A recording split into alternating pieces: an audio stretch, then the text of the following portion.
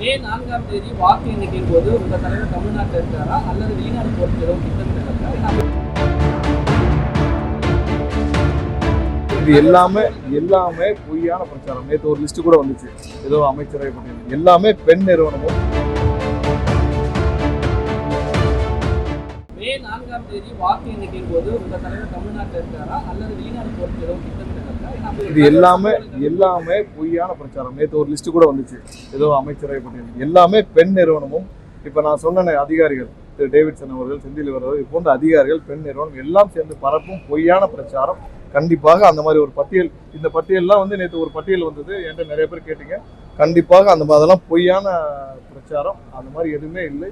இது எல்லாம் சேர்ந்து பெண் நிறுவனத்தாலும் அது பின்னர் இருக்கிற அதிகாரிகளாலும் பரப்பப்படும் பொய்யான பிரச்சாரம்.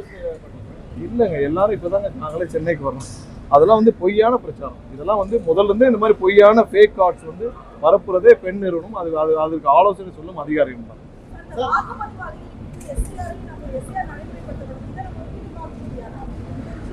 இல்லை நீங்கள் ஓட்டிங் இப்போ நான் ஒரு சில பூத்துகளில் வச்சு நீங்கள் கம்பேர் பண்ணீங்கன்னா, லாஸ்ட் டைம் ஒரு பூத்தில் எவ்வளோ ஓட்டிங் ஆயிருக்கு, இந்த டைம் எவ்வளோ இன்க்ரீஸ் ஆயிருக்குன்னு பாருங்கள். இது வரைக்கும் ட்ரெடிஷ்னலாக, அதாவது ஒரு பூத்தில் 10,000 ஓட்டு இருக்குது, இது வரைக்கும் ட்ரெடிஷ்னலாக ஒரு 6,000 ஓட்டு கூட பதிவாகாத இடத்துல இன்னைக்கு 9,000, 92%, 95% பதிவாயிருக்கு. அதெல்லாம் நாங்கள் வந்து ஒவ்வொரு கான்ஸ்டிட்யூன்சியும் பார்க்குறோம். இது ஒரு பெரிய வித்தியாசமாக நான் ஒரு இன்னொன்று என்னன்னா, 11 to 12 o'clock வரைக்கும் ஹையஸ்ட் போலிங் வந்து பார்க்க முடிஞ்சுது. ஸோ நிறைய ஆர்வமான மக்கள், நிறைய பேர் அவங்களுடைய ஒரு ட்ரெஸ் கோடை மெயின்டைன் பண்ணாங்க. அது எப்படி அவங்களால மெயின்டைன் பண்ணாங்கன்னு தெரியல, ஒரு அலையாக ஒரு ட்ரெஸ் கோடோட வந்தாங்க.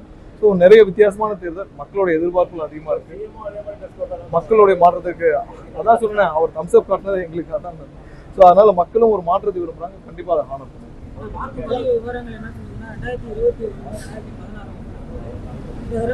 இல்லை, 4ஆம் தேதி ரிசல்ட்டை பார்ப்போம். நன்றி.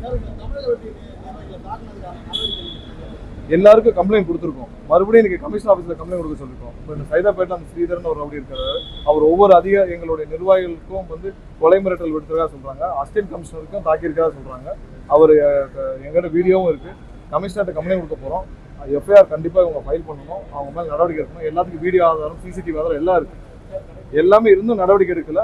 அதே தான் எக்மோர்லையும் மதுரை சவுத் கான்ஸ்டிட்யூன்சிலையும் எங்களுடைய நிர்வாகி பார்த்திபன் தாக்கப்பட்டிருக்காரு. அனைவரும் மீது நடவடிக்கை எடுக்கணும். நாங்கள் கம்ப்ளைண்ட் கொடுத்துருக்கோம்.